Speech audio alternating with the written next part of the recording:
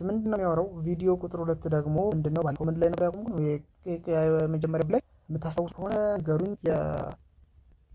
ያቆምነው አዲስ ልጆች እንዴት ታስካቸውን ሪሲቭ ይላሉ። አዲስ ልጆች ታስካቸውን እንዴት ሪሲቭ ይላሉ? ሪሲቭ የሚሉት ምን ላይ ነው? ታስክ ውስጥ ይገባሉ። ታስክ የምትለው ላይ ይገባሉ። ታስክ ውስጥ የምትለው ይገቡና ሜሴጅ ይመጣላቸዋል። ሲጀመር እንደጨረሱ ሰዓታቸውን እንደጨረሱ 2 ሰዓታቸውን ወንዶች እንደጨረሱ ሴቶች ደግሞ 1 ሰዓታቸውን የመጀመሪያው 1 ሰዓታቸው ሁለተኛ ደግሞ 2ኛ ሰዓታቸውን እንደጨረሱ ይመጣላቸዋል ሜሴጅ። ከዛ በኋላ ምንድነው የሚያደርጉት? እንመጣበታለን። እዚህ ስላለ እንዳለ እናወራበታለን። እዚህ ውስጥ ይመጡና እዚች ቦታ ላይ ሪሲቭ የምትል ትመጣለች፣ ትከፈታለች። ኮንፈርም የሚል ሪሲቭ የምትል ትከፈታለች። ስለዚህ ሪሲቭ የምትለው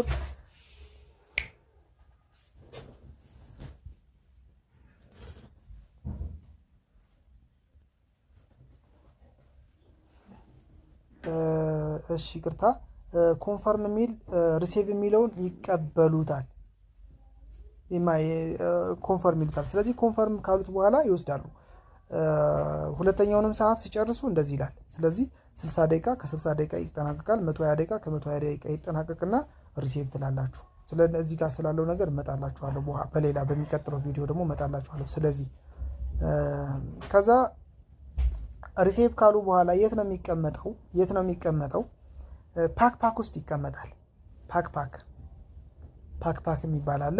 ፓክ ላይ ይቀመጣል። ከፓክ ደግሞ እንዴት እንደሆነ ቪዲዮ እየሰራው እኔ ራሴ ላይቭ ላይ ሆኜ ቪዲዮ እየሰራው ፓክ ላይ ያለውን ደግሞ ለሱን ደግሞ እነግራችኋለሁ።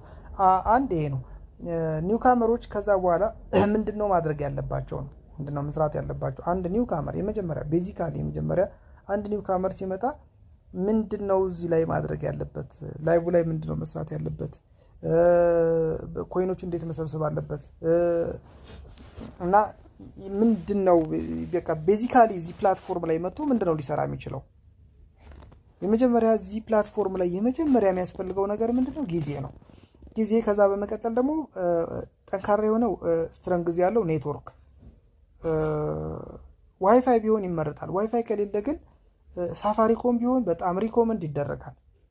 በኔትወርክ ደረጃ እሱ የተሻለ ነው። አንድ እሱ ነው። ከዛ በተጨማሪ እዚህ ፕላትፎርም ላይ የመጀመሪያ ኒው ካመር ሲመጣ አዲስ ልጆችን መመዝገብ አለበት። ስለዚህ አዲስ ልጆችን እንዴት ነው የሚመዘግበው?